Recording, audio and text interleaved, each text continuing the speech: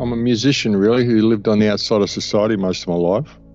And I could see it was all crazy from when I was a very small child, so I didn't really want to participate in it. I managed to find a way through, being a musician and all that sort of stuff. So I managed to live on the outside of it and still make a living and be able to get through.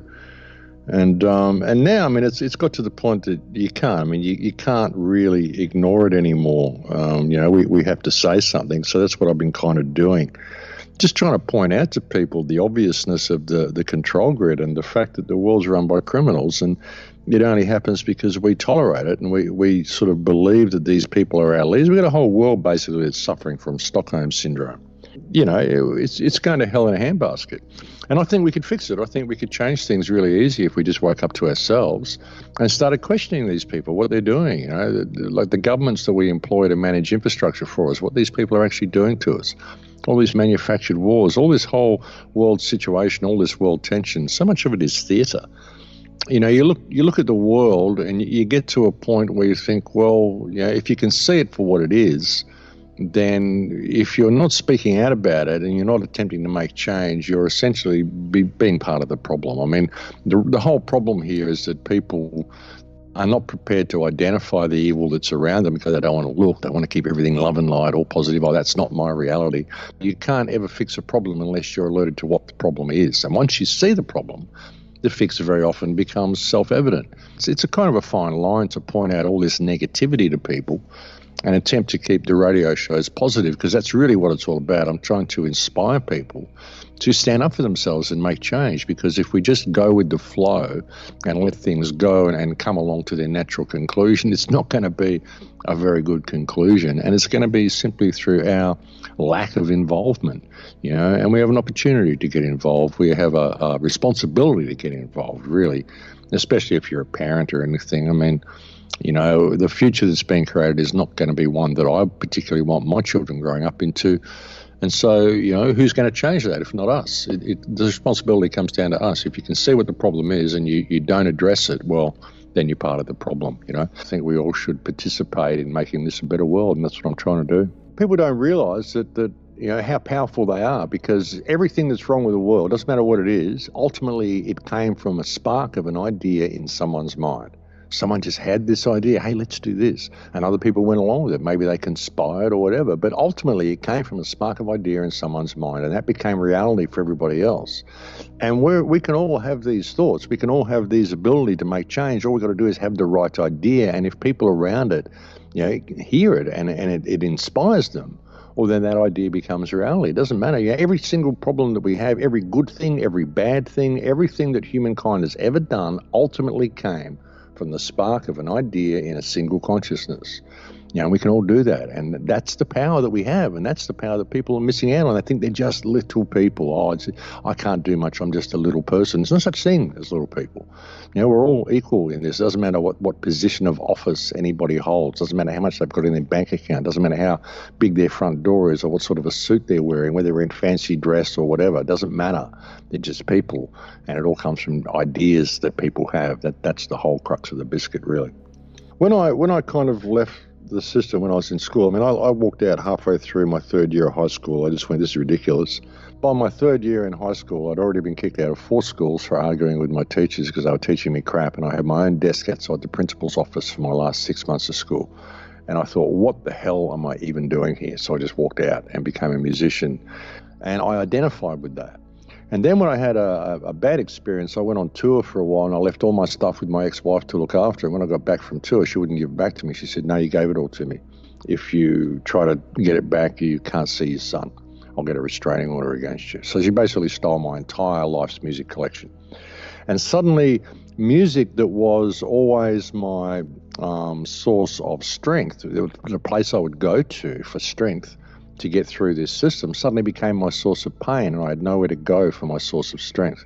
And that's when I really turned into my activism. Because all I had left was my activism. All I had left was my research and the stuff that I was doing. So I completely immersed myself in that.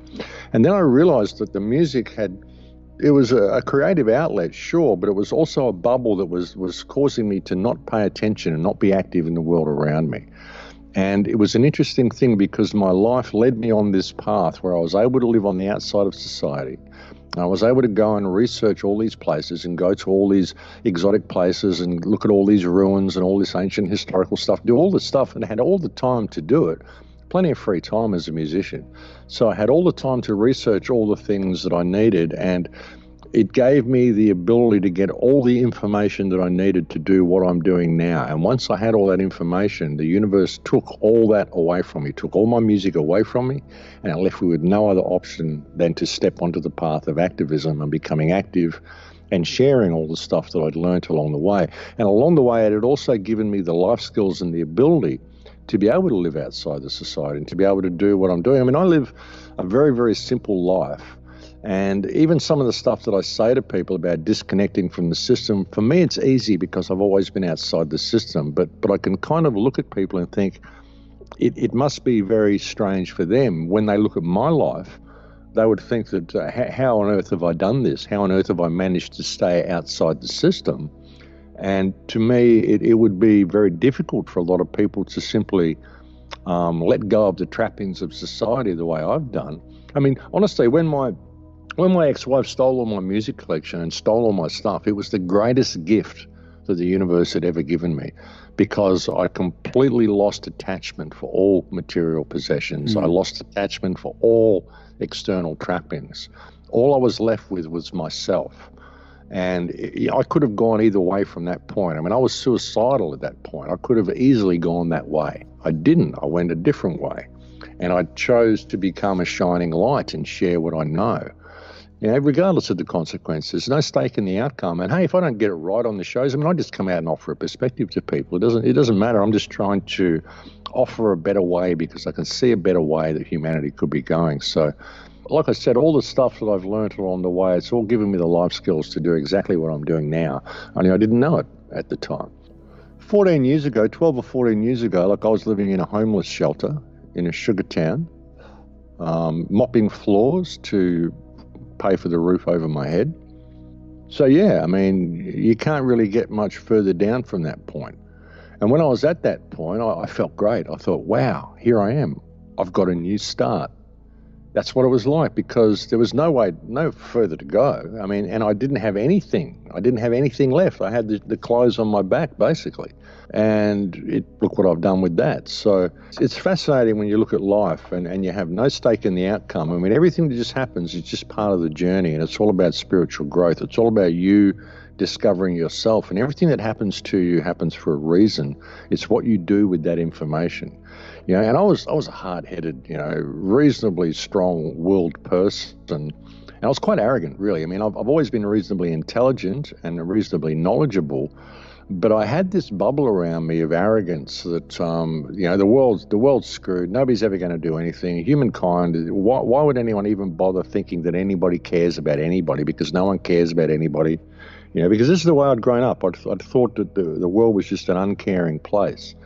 And even when I came out of the homeless shelter and I started, getting back on my feet again, I was a musician. I was doing all that sort of stuff. And it wasn't until a few years later that all my stuff got stolen. A lot of stuff happened in my life that broke me out of that bubble and made me realize that there's only actually really one of us here. It's like a single consciousness experiencing itself subjectively.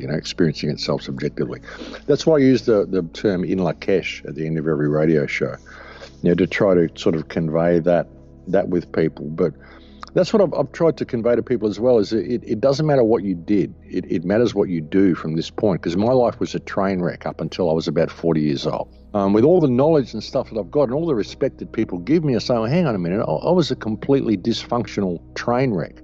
I was a very intelligent person, but I was my own worst enemy through most of my life. So don't think that you're, however down you've been, don't think that your life is lost. I mean, if I can end up that way and end up in a homeless shelter 12 years ago, well, why would you not have faith in yourself to be able to overcome anything that the world throws at you? Because look what I did. And I did it all on my own. I mean, I had a terrible childhood. I had an abusive childhood. I didn't have a father around. I had, no support from anybody. I realized the world was completely crazy by the time I was 4. And so, yeah, don't ever lose faith in yourself, folks, and don't ever think that, oh, I'm a dysfunctional person. I've been this and I've been that, or I'm not a nice person or whatever, and I can never change. Don't ever think that about yourself, because even having that realization about yourself gives you the opportunity to say, wow, well, I know that now. I know what the problem is. All I got to do is not do that. All I got to do is just do something else. We all have the ability to make incredible change in the world. And all the people that I've reached, I'm just one person, one man who's reached millions of people. And like I said, 12 years ago, I was living in a homeless shelter. So why would anyone out there think that they can't make change? Everything that we experience in the world comes from an idea that was a spark in the mind of a single individual, and you can have that idea that could change the world. We all can. Just don't sell yourself short. The universe has kind of put me in this place, and I don't know how it's all happened. I've just kind of fallen here. And when I look at what my life was, and that's a wonderful thing for people to understand as well. Like life is an emotional mirror. I've tried to convey this to people. It's an emotional mirror. If you put yourself in the emotional state where the prayer has already been answered, then you attract that reality to yourself. You try to say that to people, and they say, "Oh, this is all New Age stuff." And no, it's not. Your life itself is a prayer. There's an electromagnetic conversation going on between you and reality that a lot of people don't understand is going on. And when I changed my perspective, when I was living in that homeless shelter and I changed my perspective and I realized that it's an emotional mirror, like even how I got the job as a radio host. I figured it would be good to be a radio host because I'd be able to get this information out to people, but I didn't know how to be a radio host. I didn't even know about internet radio, didn't know about any of that stuff, didn't even hardly know about, I'd only just discovered YouTube. I thought YouTube was a place where, high school kids uploaded their, home videos and stuff. I didn't know there was any truth movement on YouTube at the time. This was back in 2008. And I had this meditation. I realized everything is an emotional mirror. So I simply put myself in the emotional state where I was a radio host, and I went about my everyday life. Didn't change anything, didn't pretend I was a radio host, just what would it feel like? What would the emotional state feel like if I was a radio host? It's like if you're thinking of what would it be like to be with your perfect partner? Put yourself in the emotional state. How would that actually feel to be with your perfect partner? You put yourself in that state, and that person will walk into your life. And that's what I did. I put myself in the emotional state where I was a radio host, and within 6 weeks, I was offered a job as a radio host by someone completely random. Didn't do anything at all to get the gig as a radio host, but just put myself in the emotional state. So it's that same thing. And since then, I give unconditionally. I give when my intuition tells me to give. I give to people. Sometimes I'll buy the shopping of the groceries of the person next door to me because my intuition tells me I need to buy this person's groceries. I did that one time, and this woman burst into tears. She said it was she was down to her last $20. She's never had anyone do anything so kind to her. I'd restored her faith in humanity. This sort of stuff happens, and because I give to people unconditionally, the universe has provided this life for me. It's given me this place. It's given me the ability to be able to continue this message. If you give with no stake in the outcome, don't give because you want the universe to give back to you. Don't give because you think it's cool. Don't give because you want people to perceive you as being a giving person. Just listen to your intuition. Sometimes the best giving you can do to people is not giving to them, letting them heal themselves. That's the best thing you can give them sometimes, So you've got to listen to your intuition and be aware that this electromagnetic conversation is going on between you and reality. It's all coming from your heart, this energy generator of your heart. I look at the body as this quantum instrument, and the heart being the power source and the brain being the quantum instrument that turns possibility into actuality depending on the input it gets from the heart. And the heart is the emotional input that it sends to your brain. This is what creates your reality, and it's a mirror. And since I started operating my life that way, everything has fallen into place, and my life just seems to work. And even if bad stuff comes along to me now, it's not bad stuff. It's just a new part of the journey. It's just a new lesson for me to learn. There's a reason for it to happen. Because ultimately it's about the inner growth that happens in this experience. It's about the information that I gather along the way and what I take with me when I leave this realm. So that's kind of the way I've been looking at it. And since I started looking at it that way, my entire life has just fallen into place. That's what I've been trying to share with people over the years on the show.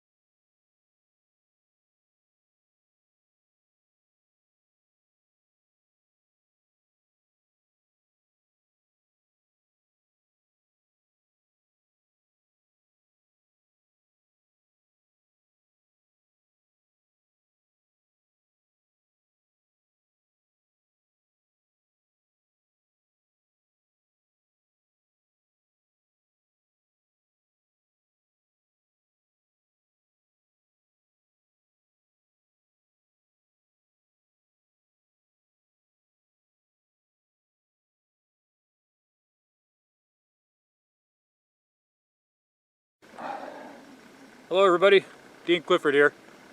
Boy, if only every day was this simple, we just go back to playing on the swing set, eh? Well, unfortunately some of us had to become men in life, unlike a lot of other people who just chose to stay playing on the swing set and being told what to do by school teachers and principals. So those of us that became men have gone out in the world and we've decided we want to govern ourselves and we want to exercise our rights. And we want to drive and provide for ourselves and have families and do things in life with no interference whatsoever from government.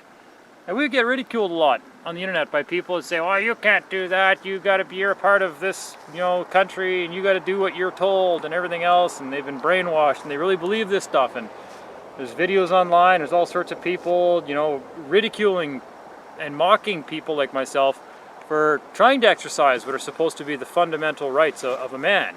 And so this is where I just want to remind these people that these institutions that they claim and believe are governments, which are not, where do they get this alleged authority to give me permission to drive? It's a well-established principle that all governments get their authority from the people. Well, I'm a people. That means that anything that Canada Corp is doing is something it can only have gotten its authority to do from me. That means it all came from me in the first place. How could I not have the authority to do what I gave them the authority to do? This is why you people don't make any sense, and you keep, "Oh, where's the case law showing this? And where's, from these corrupt courts that are keeping false court records," which we've proven. They want to see some definitive source for this. What more source do you need than the fact that all governments get their authority from the people? They can't have more authority than what the people already have. So why would I need their permission to be on my own roads? Why would I need their permission from anything? It's my permission I need, because they get it from me in the first place. So why can't we just eliminate these people? We don't need them. Well, we can, and that's what they're terrified of everybody coming to the understanding of and starting to figure out is, oh, wait a minute, we can do things without these people. I already have all the authority I ever need, because they only have the authority that I gave them. So when everybody is trying to say, "Oh, well, Dean Clifford had a shotgun, without a license, he should go to jail for 5 years." Well, what should happen to Her Majesty Incorporated? All the people that work for this fake government that have F-16s and tanks and bombs, and they're bombing and killing people. Apparently they have the authority to do that from me. They couldn't have got it anywhere else. If they did, then they're not my government. If they are my government, they got their authority from me. Well, if they got their authority from me, then I've already got that authority. So how could it be that something I gave authority to has more rights than I do? I can't have a shotgun. I can't drive on my own roads. Well, the sad fact is that the reason that you're supposed to be able to keep shotguns is for the very event when they do come to take your property and your house and your life and your freedom and throw you in a cage. That's why we're supposed to have guns. That's why it's enumerated in the American Constitution, the right to keep and bear arms. You're supposed to keep them hot and loaded for them when they come to usurp what you gave them. Okay, Canadians have that same right. That's the right of a man, not an American. That's the right of man. Man in his original state, not in their state, which is an altered state, where you leave your jurisdiction and enter their fictional world of bullshit. So, thankfully a lot more people are starting to wake up now. We're starting to get a lot more traction. And we're just simply creating our own new governments now that do what we ask them to do. They're our servants. They're there to organize and allocate funding to projects and be a benefit of the people, not to be somebody that's there to beat you and kill you when you don't do what they tell you to. They're not here to tell us what to do. That's not their fucking job. That never was their job. And it's unacceptable for anybody to try to tell me that I'm required to do anything that a government tells me to do when they get their authority from me in the first place. So it's done. We're over. These people have abused their trust with us. They are illegitimate. They've violated their constitutions. They have dissolved themselves already by their own actions, which means they're already not a government. They're clinging to power by force of arms. So this is notice to Her Majesty. As God is my witness, I promise to tell the truth. You have harmed me. You have abused me. You have kidnapped me. You have tortured me. You have stolen my property. You are in adversarial possession of stolen property under force of arms, with guns and a military, and you have threatened my life, and beyond that, you have carried out those threats. You are a foreign despotic regime. You are not wanted on this soil, and I actively encourage the people to rise up and to rebel and to send you people back to where you belong, because you don't belong here anymore. We're going to make our own government, and I'm going to see to it that it gets done.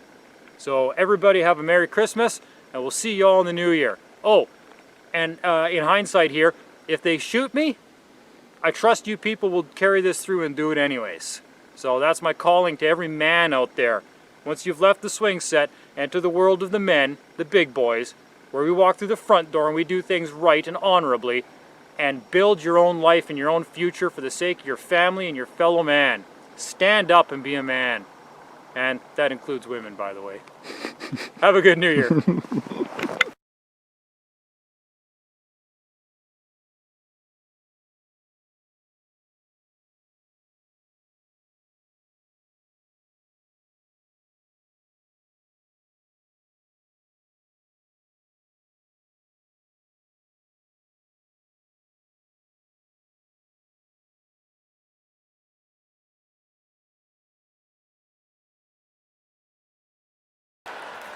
But there's a reason. There's a reason.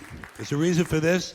There's a reason education sucks, and it's the same reason that it will never, ever, ever be fixed. It's never going to get any better.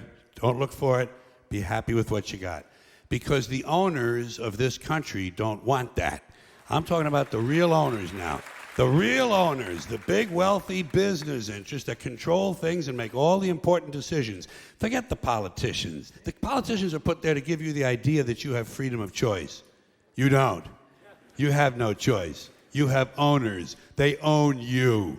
They own everything. They own all the important land. They own and control the corporations. They've long since bought and paid for the Senate, the Congress, the state houses, the city halls. They got the judges in their back pockets. And they own all the big media companies, so they control just about all of the news and information you get to hear. They got you by the balls.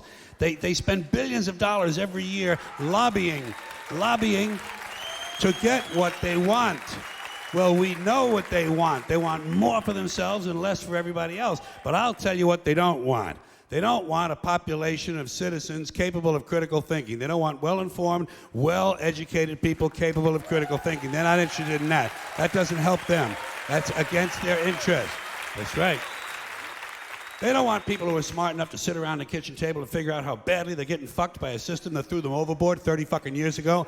They don't want that. You know what they want? They want obedient workers. Obedient workers. People who are just smart enough to run the machines and do the paperwork, and just dumb enough to passively accept all these increasingly shittier jobs with the lower pay, the longer hours, the reduced benefits, the end of overtime, and the vanishing pension that disappears the minute you go to collect it. And now they're coming for your Social Security money. They want your fucking retirement money. They want it back, so they can give it to their criminal friends on Wall Street. And you know something? They'll get it. They'll get it all from you sooner or later, because they own this fucking place. It's a big club, and you ain't in it. You and I are not in the big club. And by the way, it's the same big club they use to beat you over the head with all day long, when they tell you what to believe. All day long, beating you over the head in their media, telling you what to believe, what to think, and what to buy. The table is tilted, folks. The game is rigged. And nobody seems to notice. Nobody seems to care. Good, honest, hard-working people, white collar, blue collar, doesn't matter what color shirt you have on.